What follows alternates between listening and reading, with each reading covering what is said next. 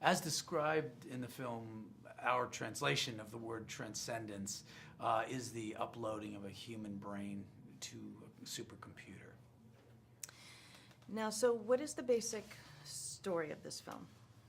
The premise of the film is basically the singularity, which is the point at which a supercomputer is able to become more powerful than the collective intelligence of all of the people ever born on the earth. This is an incredible level of power for a machine to get to this point. Who are Will and Evelyn Castor? Will and Evelyn Castor are a married couple who are professors at University of California, Berkeley, in the field of computer sciences. And they are the two main characters in the film that we follow. Will has invented this computer that he's named PIN. What can this computer do that no other computer can do? PIN is a supercomputer that's more powerful than any computer that's ever been built before.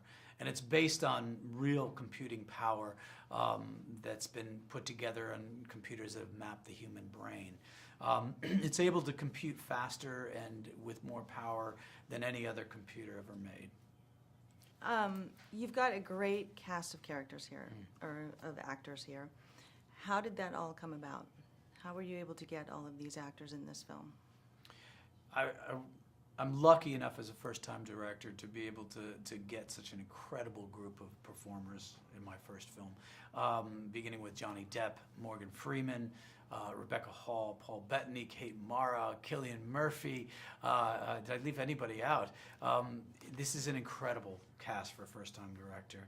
I had previously worked with Morgan Freeman on 3 films and was very pleased that when I reached out to get him in the film, he was able to do it. And the same with Rebecca Hall. I'd done 1 film with Rebecca Hall, 3 movies with Cillian Murphy. So it was sort of I was sort of asking family members if they'd participate in my first endeavor, and I was so thrilled that they would. I had met Johnny a couple of years earlier, and we got along great, and then was really thrilled that he responded to the material. And the same with Paul Bettany. And Paul Bettany was a bit of a surprise to me. He brought so much to that role and expanded that character beyond what we had ever written. So we're really fortunate that the film was able to expand based on the breadth of the talent that we had in it. Now, this being your first time directing debut, were there any particular challenges that you ran across, or any particular favorite moments that you had? Probably my favorite moment during the filming was one of the last scenes we ever did on the rooftop. And we were all set to shoot one of the final scenes with Paul Bettany and Morgan Freeman and Cillian Murphy on the roof, and an enormous thunderstorm came rolling in to New Mexico, to the desert, and shut us down. Nearly wiped out the set, filled the rooftop piece with water, and shut us down to the point where we were going to shut down for the day and possibly be a day behind. The producers had already conceded to the fact that we were not going to finish the day. And after the storm passed, the clouds started rolling through, and there's a beautiful sun peeking through the clouds. And I just wanted to rally and get it done. So we, threw the camera on my shoulder, got everybody up there with brooms and mops, pushing all the water away from the roof, got it resurrected, and we shot the ending of the movie in about an hour and a half's time before the sun went down.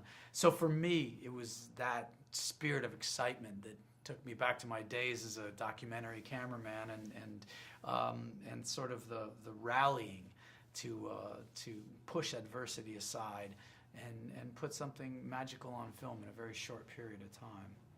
That's great. Obviously, this subject matter is going to get a lot of people talking. What do you hope that people will take away from this film after seeing it? I think that what the film dances around is the ambiguity as to whether this machine is benevolent or malevolent. And I think that hopefully it has people asking questions about their relationship with technology and whether they should be depending on technology and to what degree, and whether technology and computers and social media are taking more from them than it's offering them.